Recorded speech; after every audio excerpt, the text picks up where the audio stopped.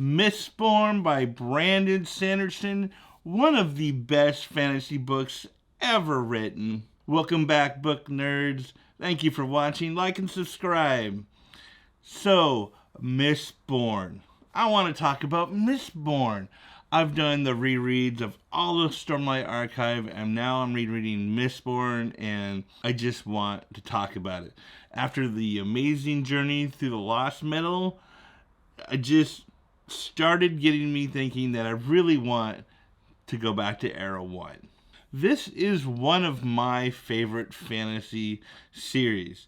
And when it was first published, it was marketed as an epic fantasy novel. It got rebranded and they started going for YA audiences. I mean, Vin is a 16-year-old girl, so they're like, let's make this a YA book. So people are a little confused. Is it epic or is it young adult?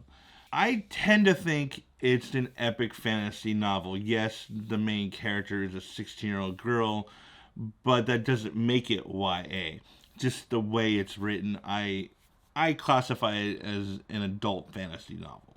And if you're watching this video to see if Mistborn is right for you, yes, it is 100%. Read Mistborn. Okay, Mistborn, The Final Empire. This book takes place in a world where the bad guy won. The Lord Ruler. There's a lot of backstory about who the Lord Ruler is, but you open up with Vin. Vin, this 16-year-old girl off of the streets.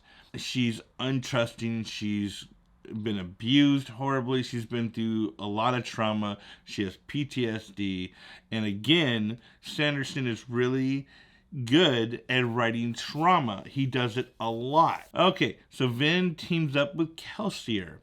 Kelsier and his band of rogues, his band of rebels, rebellion that he's trying to fight the Lord Ruler. But really what this book is, it's just a great heist. It's a really good heist story, masterfully crafted. And Brandon always kind of said this was a heist story with a cool magic system. And speaking of the magic system, let's talk about the magic system for a minute. Allomancy, or allomancers. People who can use and burn metals are called allomancers.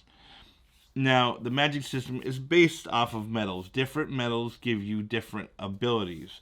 And someone who's able to use all eight of the basic metals are called Mistborns. But someone who could only burn or use one metal is just called a misting. And mistings are way more common. Having someone who is a Mistborn is insanely rare. Now, of course, Vin is a Mistborn, and she's really powerful. But she is a 16-year-old girl. So there's that. Now, I tend to think that there are some really good fantasy tropes with Mistborn. Like the mentor trope is done really well with Kelsier. And Kelsier is not your typical mentor. He is not your Obi-Wan. He is not a great person. He does what he needs to do. So since I've brought that up, let's talk about Kelsier a little bit. Kelsier is a damaged, morally gray character. And I tend to love damaged characters. I don't want a goody two-shoes, a perfect Boy Scout character. I want someone who's flawed, someone who has all this history built up behind them of why they're these horrible people. And if Kelsier didn't have the Lord Ruler to rage against, then he probably would have been the bad guy. And I have said that in my Stormlight videos in the past, that Kelsier would be a great bad guy. But he had a mission in this book. He had a mission that he was going to defeat the Lord Ruler. So that's what he puts all his energies towards. Was he a good mentor? No, he was a shitty mentor, right? Now, there are other fun tropes in this book. And as I read Mistborn again, I kind of thought, oh, hey, there's a little bit of Aladdin in this book. The whole aspect of Vin being pulled off the street. She's a street urchin. And she's suddenly in these balls and having to wear these wonderful gowns and pretend that she's something that she's not. Pretend that she's high society. Kind of like Aladdin. When Aladdin got the lamp and suddenly had to pretend he was a prince and do all these things. So there's a lot of similarities there. Some really good, fun tropes. But this trope is done really well. Perfect. Again, Sanderson is so good at this stuff. Now, she is very much a teenager. She's damaged and she's emotional, just like teenagers are. And of course, Brandon Sanderson has many children. He's gone through the teenage years, or he's going through the teenage years with his kids, so he knows how to write this stuff. Now, it should be noted that this book is 20 years old. And this is one of his first novels. He wrote like Elantris, and then he went in to do Mistborn, and Mistborn was like, bam, top tier, man. Off the gate, great book. Okay, let's talk about the characters a little bit. How well Brandon Sanderson could write these characters. There are so many men of his crew, and each one is distinctive. Each one has a unique voice. And when he's writing dialogue, you really know who's talking without the tags at the end of it. Each member is completely different, and they all bring something different to the table. And when they talk, you know that. And they have these unique personalities. And, you know, these are battle-worn people that Kilster has pulled together, but some are like fatherly figures, and some hate kids, and some just want to get the job done, and some are just drunks, and some are the comic reliefs, and they're the whole crew is really fun, and you invest in all of these characters, not just like your top three.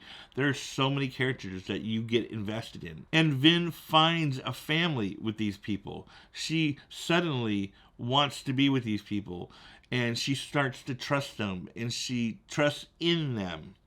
But that's the thing. Kelsier does whatever he needs to do to get the job done, and he almost kills her. On accident, but he almost gets her killed. And the fatherly figure of the group gets really mad at Kelsier for putting her in that danger.